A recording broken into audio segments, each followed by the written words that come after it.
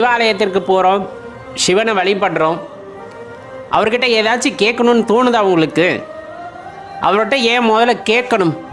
ஏன்னா இந்த பக்தி அப்படின்னு வந்துட்டாலே இப்போ இருக்க காலகட்டத்தில் இறைவனிடம் போய் ஆலயத்தில் நின்றாலும் சரி, இல்லை அமைதியாக அமர்ந்து தியானத்தில் ஈடுபட்டாலும் சரி, ஏதேனும் ஒரு விண்ணப்பத்தை வைத்துக்கொண்டு அவரிடம் ஒரு கோரிக்கையை வைக்க வேண்டும் என்ற எண்ணத்தை எப்படி உண்டாச்சு, இல்லை யார் உண்டாக்கினார்கள் அப்படிங்கிறதெல்லாம் தெரியலை.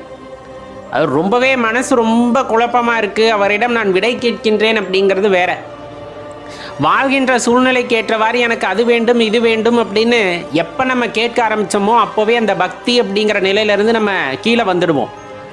அதனால தான் எப்போவுமே சொல்கிறது, எந்த ஆலயத்திற்கு போனாலும் சரி, அதுவும் குறிப்பாக நீங்கள் சிவாலயத்திற்கு போனால் கண்டிப்பாக இறைவனிடம் நீங்கள் எதுவும் வேண்ட வேண்டும் என்ற அவசியம் இல்லை. வேண்டத்தக்கதறிவோய் நீ, வேண்டும் வரும் தருவோய் நீ அப்படின்ட்டு சொல்லுவாங்க. நம்ம என்ன வேண்ட போகிறோங்கிறதே இறைவனுக்கு தெரியும். அப்போ உனக்கு என்ன வேண்டும் அப்படிங்கிறது சிவபெருமானுக்கு ரொம்ப தெளிவாகவே தெரியும்.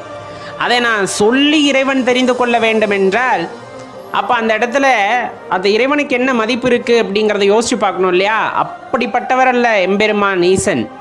சர்வேஸ்வரன், சகலமும் உணர்ந்த